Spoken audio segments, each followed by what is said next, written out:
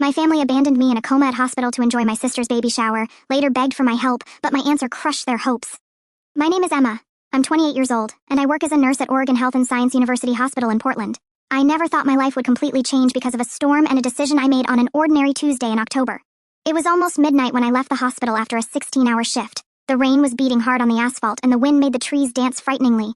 My Kawasaki Ninja was soaked in the parking lot, but I needed to get home. I only had one day off before the next double shift and wanted to sleep in my own bed.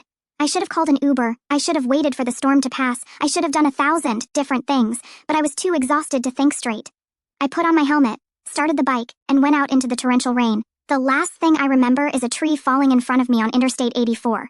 The sound of the branch breaking, the glare of other cars' headlights, and then nothing. I woke up 3 days later in a room at the same hospital where I work. Ironic, isn't it? The first thing I felt was a dull pain in my head and a metallic taste in my mouth. My ribs were bandaged, my right arm immobilized, and there were tubes connected everywhere imaginable. Emma, thank God you woke up. It was Sarah, a colleague from the morning shift. We were all worried. You were in a coma for 3 days. I tried to speak, but my throat was dry as sandpaper. Sarah gave me crushed ice and waited for me to be able to swallow. My family, I managed to whisper. Sarah's silence was louder than any answer. She looked away, unnecessarily adjusted my pillow, and murmured, "I'll call Dr. Morrison." In the following days, I tried calling my parents dozens of times, but it went straight to voicemail. I sent messages to my sister, Jessica. Read, but no response. I asked the nurses to call, saying it was a medical emergency. Nothing. It was humiliating to be in that room, seeing other patients receive constant visits. Flowers, balloons, entire families taking turns beside the beds, while I remained completely alone. Even Mrs. Henderson, an 85-year-old lady who broke her hip, received more visits than me.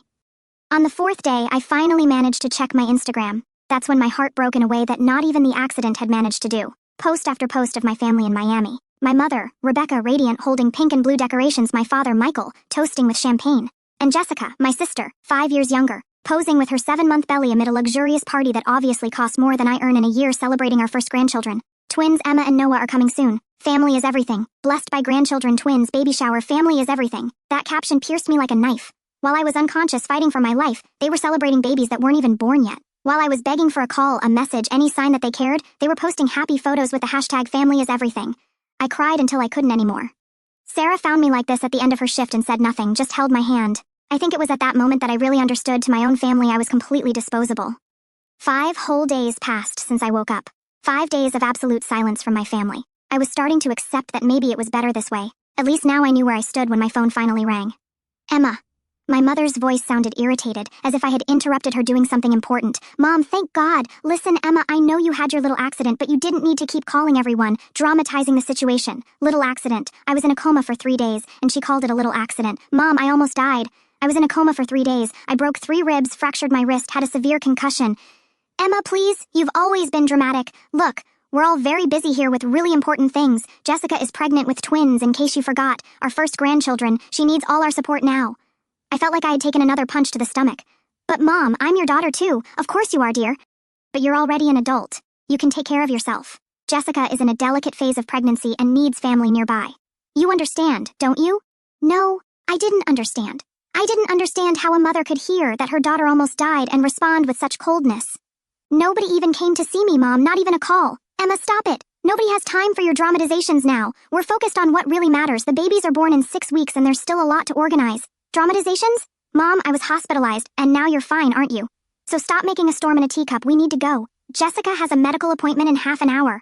Mom, wait. The sound of the phone hanging up echoed in the silent room. I stared at the screen for several minutes, trying to process what had just happened. Sarah, who was checking my vital signs and obviously heard everything, pretended to be focused on the monitor numbers. Sarah, I murmured. Yes? Did you hear that? She stopped what she was doing and looked at me with an expression that mixed anger and pity. I heard. And I can tell you one thing, your family doesn't deserve you. That night, alone in the dark hospital room, I opened Instagram again. More posts from the party. Jessica posing with expensive gifts, my parents smiling proudly beside her, and always that damn hashtag, family is everything. Family is everything, except when you're not considered part of it. 2 weeks later, I was finally home, slowly recovering. My apartment in Southeast Portland had never seemed so quiet. Without the constant movement of the hospital, without Sarah bringing terrible coffee and making jokes to cheer me up, I was alone with my thoughts and the painful reality of what my family really thought of me. I had returned to work part-time against medical orders, but I needed the distraction. At least at the hospital, I felt useful, necessary. At home, it was just me and the echo of my mother's words, "Nobody has time for your dramatizations." It was 3:17 in the morning when my phone rang. The sound startled me so much that I knocked over the glass of water on the nightstand. I looked at the name on the screen, Mom. For a second, I thought about not answering. After 2 weeks of total silence, she was calling me at dawn. But something about the timing of the call made me answer. Hello, Emma. Thank God you answered. My mother's voice was completely different from our last conversation. Desperate, scared. Mom, what happened? It's Jessica. The babies were born tonight, 5 weeks earlier than expected. I felt my stomach sink. As hurt as I was with my family, the idea of something happening to the babies haunted me. Are they okay? One of them, Noah, is... Emma, he needs immediate blood transfusions. There's something with his blood, a rare condition. The doctors tested the whole family here. Your father, Jessica, me, even her husband. Nobody is compatible. I heard my mother breathing heavily on the other side of the line. They want to test you. They say it's something genetic. It might have come from Grandma Rose's family. Emma, you can save your nephew. The irony was almost funny if it weren't so tragic. The family that abandoned me when I almost died was now begging me to save a baby's life. Where are you? Miami, at Jackson Memorial Hospital. Emma, I know things haven't been going well between us lately, but I'll take the first flight. The silence on the other side lasted a few seconds. Really? It's a baby, Mom. It's my nephew. Oh, Emma, thank you. We'll pay for everything, the ticket, the hotel, everything. Just come quickly, please. I hung up and stared at the ceiling of my room. It wasn't for my family that I was doing this. It was for an innocent baby who wasn't to blame for the adults' problems around him. I arrived in Miami 12 hours later, straight from the airport to the hospital. My parents were in the NICU waiting room, looking like I had never seen them before. My mother had deep dark circles and disheveled hair. My father was hunched in a chair, holding his head in his hands. When they saw me, my mother got up and for the first time in years really hugged me. Thank you for coming. Where's Jessica? Was Sophia, the girl. She's fine, but Jessica doesn't want to leave her side. Noah is more critical. A doctor approached. Dr. Rodriguez, specialist in neonatal hematology. You must be Emma. We need to do some blood tests immediately. In the next few minutes, he explained the situation to me. Noah had a condition called severe hemolytic anemia of the newborn. It was rare, genetic, and required blood transfusions from a very specific donor, someone with type O negative blood, but with a particular combination of antibodies found in less than 0.3% of the population. We've already tested 15 relatives and close friends. Nobody is compatible, but based on the family's genetic history, you have a 40% chance of being the donor we need. While we waited for the test results, I sat next to my parents in the waiting room. The silence was heavy, full of unspoken things. Emma, my father finally spoke. I know that things haven't been going well. Haven't been going well? I couldn't contain myself. Dad, you didn't even come see me when I almost died. My mother sighed. Emma, you don't understand. Jessica was in a very delicate phase of pregnancy. Any stress could... Mom, for God's sake, I was in a coma for 3 days. But you turned out fine by chance. I could have died and you wouldn't even know. My father got up and started pacing back and forth. Look, Emma, I know you're upset, but now is not the time for this. We need to focus on Noah. It was unbelievable. Even at that moment, they couldn't acknowledge what they had done to me. Dr. Rodriguez came back with a paper in his hand and a relieved smile. Emma, you're compatible. More than compatible, actually. Your blood is perfect for Noah. We can start the first transfusion immediately. My parents sighed with relief, and my mother started crying. Thank God. Thank God. But Dr. Rodriguez continued. I need to explain something. This won't be a single transfusion. Noah will need regular transfusions for the next few months, possibly up to a year, and they need to be from her blood specifically. What he was saying slowly registered in my mind. It wasn't just an emergency, it was a long-term commitment. They didn't just need me now, they would need me for the next few months. I looked at my parents who were processing the same information. How many times, I asked. Probably once a month, maybe every 3 weeks at the beginning. My mother looked at me with an expression I had never seen before, almost respectful. Emma, this means you're going to have to... I know what it means, Mom. For the first time in my life, I had something my family desperately needed. And for the first time, they had to treat me with the respect I always deserved, not by choice, but by necessity. The irony wasn't lost on any of us. The daughter they abandoned when she was dying was now literally the only person in the world who could save the baby they valued so much. 3 days after the first transfusion, when Noah was stable and I was preparing to return to Portland, my phone rang. It was a number I didn't recognize, but with a Miami area code. Emma, it's Maya, your cousin Isabel's daughter. Maya worked as a nurse at Jackson Memorial itself. I hadn't talked to her in years, but I remembered we were always close in childhood. Maya, what a surprise. Did you hear about Noah? I did. Actually, that's why I'm calling. Her voice was low, as if she was speaking secretly. Can we meet? There are some things you need to know. We met at a coffee shop a few blocks from the hospital. Maya was in her hospital uniform and seemed nervous. Emma, first, I want to say that I think what your family did to you is absurd. Everyone here at the hospital found out that you almost died and that nobody went to see you. It's inadmissible. Thank you, Maya. It means a lot to hear that, but that's not all. She stirred her coffee without drinking. There are other things happening, things your parents didn't tell you. My stomach tightened. What kind of things, Emma? Do you know that the family company is going through problems? I vaguely knew that my parents had a medical equipment company, something that started with my grandfather and grew over the years, but they never included me in business conversations. Not much. They never tell me anything about it. Well, and there's a reason for that. Maya took a deep breath. Emma, do you know that Grandma Rose died 3 years ago? Yes, of course. Did you read the will? No. Nobody ever showed it to me. Maya took a folded sheet from her bag. I got a copy through a friend who works at the notary. Emma, your grandmother left 35% of the company to you. I looked at the paper without understanding properly. What do you mean 35%? Emma, your grandmother left the largest individual part of the company to you. Your parents got 30% each. Jessica got 5%, but you received the biggest slice. I felt like the ground had disappeared from under my feet. That's not possible. If it were true, they would have told me. Emma, your parents have been managing your part of the company for 3 years without your authorization. Without you even knowing, you own 35% of everything. Maya's words echoed in my head. 35%. I owned more than a third of a company that made millions per year and didn't even know it. How can they do this? The will had a strange clause. It said you could only be informed about the inheritance when you demonstrated sufficient maturity to manage such responsibility. Your parents have been using this as an excuse to keep everything secret. Sufficient maturity. I've been a nurse for 6 years. I have a master's degree. How, Emma? They never intended to tell you. Never. And now the situation is critical. Maya told me that the company was facing a hostile takeover attempt. An international conglomerate wanted to buy medical devices, but needed approval from the main shareholders. With my parents controlling, only 60% together, they needed my signature to maintain control of the company. That's why they're desperate, Emma. It's not just about Noah. It's about the company, too.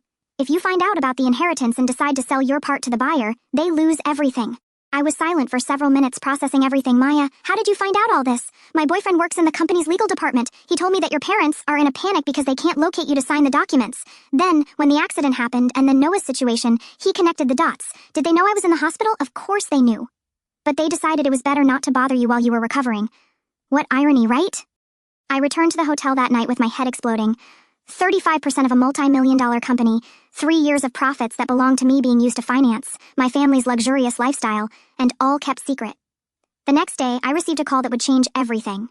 Miss Emma, this is Harold from the office of Stevenson and Associates. I was your grandmother Rose's lawyer. My heart raced. Mr. Stevenson, I know it may seem strange for me to call now, but I've been trying to locate you for months. Your parents said you were traveling, that they didn't have your updated contacts. Of course they did. I need to talk to you about some issues related to your grandmother's will. Can we meet today? Harold Stevenson's office was in Miami's financial district. He was a man of about 60 years, with gray hair, who received me with a warm smile and an expression of relief. Miss Emma, you can't imagine how happy I am to finally talk to you. Mr. Stevenson, I need to be direct. I discovered yesterday that my grandmother left me part of the family company. My parents never told me. He sighed deeply. I imagined something like this was happening. Your grandmother was very specific in the will. She wanted you to know about the inheritance on your 25th birthday. When that didn't happen, I tried to contact you several times. Did my parents intercept the calls? I believe so. They always told me you were very busy, that it wasn't the right time, that you were still maturing.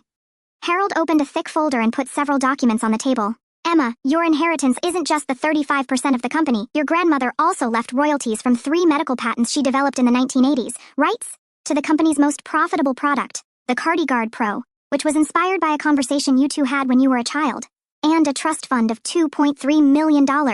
I was breathless. $2.3 million. That's not counting the accumulated dividends from the last 3 years. Your part of the company's profits totals approximately $4.1 million additional. $6.4 million in total. I had been a millionaire for 3 years and didn't know it. Mr. Stevenson, how did my parents manage to hide this from me? They used the maturity clause as legal justification. But Emma, I need to be honest with you. They managed your money in a questionable way. He showed me financial reports.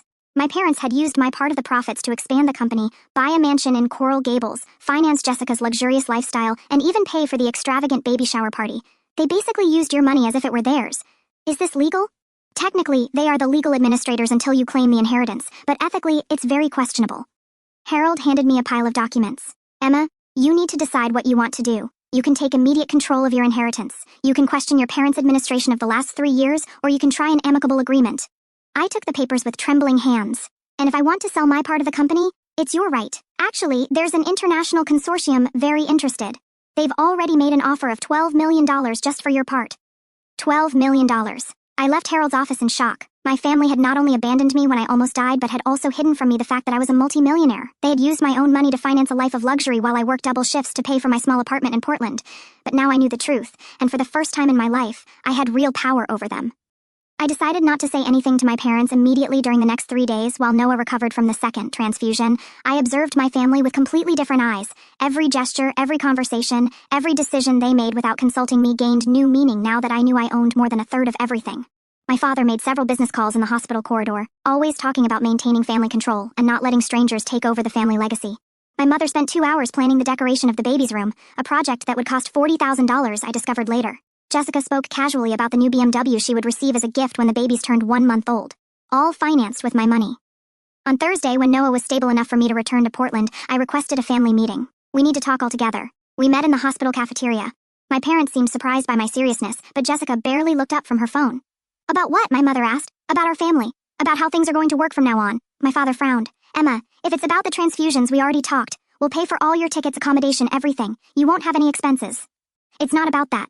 I took a deep breath. It was now or never. It's about Grandma Rose's inheritance. The silence that followed was deafening. I saw my parents' faces turn pale instantly. Even Jessica put down her phone. What inheritance? She asked. But from her tone, it was clear she knew exactly what I was talking about. The 35% of the company that Grandma left me. The $6.4 million that you hid from me for 3 years. My mother tried to speak, but the words didn't come out. Emma, my father finally said, you don't understand the situation. This inheritance comes with a lot of responsibility. We were protecting you. Protecting? I couldn't contain myself. You spent my money on a mansion, a BMW, a $40,000 party, and left me working double shifts to pay my rent. That's protection? How did you find out? Jessica asked. And for the first time since I arrived, she seemed genuinely scared. It doesn't matter how. What matters is that now I know everything. I took out a folder I had prepared with copies of all the documents Harold had given me. I know about the company's takeover attempt. I know you need my signature to maintain control. I know about the $4.1 million in dividends you used without my authorization, and I know about the $12 million offer from the International Consortium. My father ran his hand over his face. Emma, you can't sell your part to strangers. It's our family's legacy. Family legacy? I laughed, but there was nothing funny about it. What family? The same one that abandoned me when I almost died? The same one that said nobody had time for my dramatizations?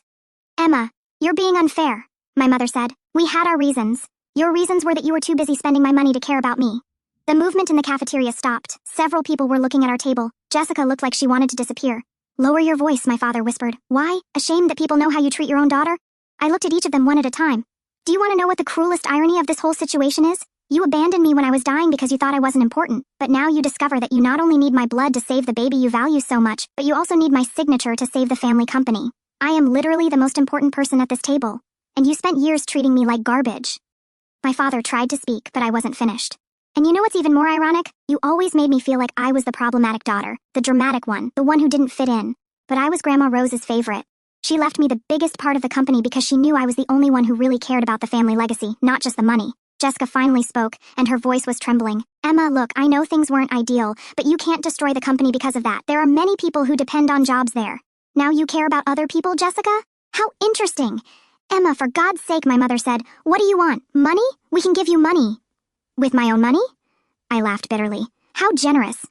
I picked up the documents and stood up. I'm going back to Portland. I'm going to think about all this. When I decide what to do with my inheritance, you'll be the first to know. And Noah? My father asked desperately. Noah is my nephew. I would never let a child suffer because of adults' mistakes. I'll come back for the transfusions as needed, but that doesn't change anything about our family situation. I walked toward the cafeteria exit but turned one last time. Oh, and just so you know, Harold, Grandma's lawyer, is preparing a complete audit of how you managed my money for the last 3 years. I hope you kept all the receipts. The expression of panic on their faces was almost satisfying. The next morning, on the flight back to Portland, I received 12 missed calls from my parents. I didn't answer any. For the first time in 3 years since Grandma Rose's death, I was in control. But what I didn't expect was the call I would receive 2 days after returning home. It was Jessica. Emma, please don't hang up. What do you want, Jessica? Can I come see you in Portland? I was surprised. Jessica had never shown interest in visiting me before. Why? Because I need to talk to you alone, without Mom and Dad around. There was something in her voice I had never heard before. Genuine vulnerability. You just had twins, Jessica. You shouldn't be traveling. Sophia is fine and can stay with the nurses. Noah needs you anyway, and I need to do this. Do what? Apologize. Really? 2 hours later, Jessica was at my door. She looked exhausted, with deep dark circles and a posture I had never seen on her. More importantly, she seemed humble. Can I come in? We sat in my small living room. The contrast was striking. Her in designer clothes, even postpartum, me in my wrinkled nurse uniform after a 12-hour shift. Emma, I came here to tell the truth about some things. What truth? About the accident? About the hospital? About everything? She took a deep breath. I knew you were in the hospital. From the first day. I felt my stomach sink. You knew? Sarah, your colleague, called home, talked to Mom, explained everything. That you had been in a coma, that you were alone, that you needed family. And what did Mom do? Hung up the phone, said you were always dramatic and that you were probably exaggerating. I closed my eyes. Knowing that they knew and still chose to ignore me was even worse than imagining they didn't know. But Jessica, you also knew and did nothing. I know, and that's the worst part. Tears started rolling down her face. Emma, I'm a horrible person. I knew you were there, alone, recovering, and I still posted those baby shower photos with that stupid hashtag. Why? Because I've always been jealous of you. This answer caught me completely by surprise. Jealous of me? Jessica, you were always the favorite. You always had everything. No, Emma, you were always Grandma Rose's favorite. She talked about you all the time. Emma is so smart. Emma is going to be a doctor. Emma understands business. I grew up hearing that. It doesn't justify anything. I know, but I want you to understand that when I found out about the inheritance, I wasn't surprised. I was relieved because it finally made sense. Grandma always loved you more, always believed in you more. It's fair that she left more to you. We were silent for a few minutes. Emma, I came here to tell you something that Mom and Dad don't know. I know. What? They never intended to tell you about the inheritance. Never. Their plan was to use the money to expand the company and, when you turned 30, give you a fixed amount and say it was your part of Grandma's inheritance. How much? $100,000. $100,000 from an inheritance of more than $6 million. How do you know this? I overheard a conversation between them last year. They were discussing how to solve Emma's situation when the time came. I felt an anger I had never felt before. Jessica, why are you telling me this now? Because after Noah was born and needed you, I realized what we did. You could have hated us. You could have said no. You could have let us suffer, like we let you suffer. But you didn't do that. You saved my son. She got up and went to the window. And also because I discovered that if you sell your part of the company to the consortium, I get nothing. What do you mean? Mom and Dad never told me, but in the hostile takeover contract, they're only interested in the main shareholders. My 5% part would be absorbed by the company for a symbolic value. So that was it. Jessica wasn't there just out of guilt. She was there because she needed me too. So you want me not to sell? I want you to do what's best for you, Emma. For the first time in my life, I want you to put yourself first. She turned to look at me. But I also want to offer you something. What? Half of my part of the company, 2.5%. It's not much compared to what you already have, but it's all I can offer. Why? Because you deserve it. Because Grandma was right about you. And because I want to have a real sister for the first time in my life. I looked at Jessica. Really looked. For the first time in years, she was no longer the spoiled little princess I had always resented. She was a new mother, scared, who was finally seeing the consequences of our family's actions. Jessica, even if I accept your apologies, that doesn't change what our parents did. I know, and they'll have to answer for that. But Emma, could you consider not destroying everything, at least until we all talk together, like a real family? For the first time since I discovered the inheritance, I felt that maybe there was a chance to fix our family. It wouldn't be easy, and it would take time, but maybe it was possible. I'll think about it, Jessica. That's all I can ask. 6 months later, I was sitting in the boardroom of medical devices in Coral Gables, reviewing quarterly reports as co-director of the company. It was surreal to think that less than a year ago, I didn't even know I owned more than a third of that place. The independent audit I had demanded revealed even more irregularities than Harold had initially imagined. My parents had not only used my money improperly, but had also made several questionable decisions that put the company at financial risk. The hostile takeover attempt wasn't just an opportunity, it was almost a necessity given the precarious situation the finances were in. But 6 months of transparent management with my active participation in decisions had completely changed the scenario. Medical Devices was not only financially stable again, but was also thriving. The CardiGuard Pro, the product my grandmother had developed based on a conversation we had when I was a child about how it would be cool if doctors could see people's hearts working in real time, was having its best sales year in history. Emma, my father said from across the table, the third quarter numbers are impressive. Best quarter in 5 years. That's what happens when you make decisions based on real data instead of trying to impress investors, I replied, without looking up from the spreadsheet. Our relationship was still tense, but it was functional. They respected me now, not by choice, but because they had no option. And honestly, it was better than being ignored. My mother entered the room with a coffee tray. Anyone want some? It was strange how small gestures like this, which would be completely normal in any family, now carried immense weight in ours. Every kindness from them seemed like an attempt to compensate for years of neglect. Thank you, Mom. She smiled, a genuine smile, not the forced smile I was used to seeing. How are Sophia and Noah? I asked. Great. Noah doesn't need the transfusions anymore, as you know. Dr. Rodriguez said he's completely out of danger. It was true. The last transfusion had been 2 months ago. Noah was growing healthy and strong with no sign of the condition that almost killed him when he was born. And Sophia is trying to talk, my mother continued. Jessica swears she said Emma yesterday, but I think it was just a ma. I smiled despite myself. In recent months, I had spent much more time with the twins. Not because I had moved to Miami, I still lived in Portland, but because I now came to the city at least twice a month to take care of company business. By the way, my father said, Harold called this morning. The international consortium made a new offer for the entire company. No, just for your part. $15 million this time. $15 million. A year ago, it was more money than I could imagine. Now it was just money. And what did you answer? That I would need to talk to you first. That was another significant change. Before, my parents made decisions and communicated them to me later. Now nothing happened without my explicit approval. I'm not interested. The company is doing well. We're on the right track. Why would I sell now? I saw the relief on both their faces. Besides, I continued, if I sell my part now, who's going to keep you in line? It was half joking, half truth. In recent months, I had discovered that I liked the business world. I had a natural aptitude for financial analysis and strategic planning, things I never knew I could do, because they never gave me the chance. My phone rang. It was Jessica. Excuse me, I said and answered. Emma, are you still at the company? I am. Why? Can you stop by here before going back to the hotel? There's something I want to show you. Sure. 2 hours later, I was at Jessica's house, an elegant mansion in Pinecrest that, as I discovered, had also been partially financed with my money. But it didn't bother me so much anymore. The money was being restored, and more importantly, our relationship was being rebuilt. Emma! Jessica greeted me at the door with Sophia in her arms. Look who's here! Sophia stretched her little arms toward me and smiled. It was impossible not to melt. Hi, Princess, I said, taking her in my arms. Where's your brother? Sleeping. Thank God he's in a phase where he only sleeps if someone is singing to him. We sat in the living room. Jessica seemed nervous. Emma, remember when you asked if I would consider moving closer to Portland? I remember. Well, I was thinking, what if it were the other way around? What do you mean? What if you considered moving closer to here? Not to live with us, but to live in Miami. I looked at her with surprise. Jessica, listen. I know it's a lot to ask. I know you have your life in Portland, your work, your friends, but the company needs you here. And more importantly, I need you here. Why? Because in the last 6 months, I discovered what it's like to have a real sister, and Sophia and Noah deserve to grow up knowing the aunt who saved one of their lives. She stopped as if trying to find the right words. And because I want to be better, I want to be the kind of person my daughter can admire. And seeing how you handled this whole situation with dignity, with strength, without letting yourself be consumed by anger, I realize you're the kind of person I want to become. I was silent for a moment, processing her words. Jessica, I've already forgiven you all. It may not seem like it because we're still careful with each other, but I've forgiven, I know, and that makes everything even more incredible. You had every reason to destroy us, to get revenge, to make us pay, but instead, you chose justice. You forced us to face our mistakes, but you didn't destroy us in the process. Sophia started to doze in my lap. It was a strange feeling, but good. Being needed for positive reasons, not just for blood or money. And there's one more thing, Jessica continued. I want you to be the godmother of the children.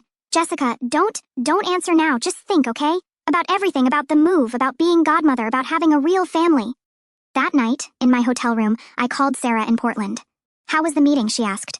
Good, the company is doing well. And Jessica made me an interesting proposal. I told her about the conversation. And what are you thinking? I'm thinking that maybe it's time for a real change. Portland was always my escape from family, you know. But now that things are different, you have a real family now. Yes, and I have a job I love here too. The company isn't just about money. We're really making a difference in the medical field. So it sounds like you've already decided.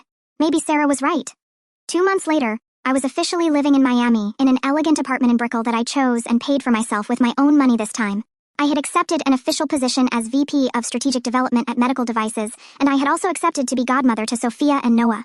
The baptism ceremony was small, just close family. But when the priest handed me Noah to hold during the blessing, I felt something I had never felt before. I really belonged somewhere.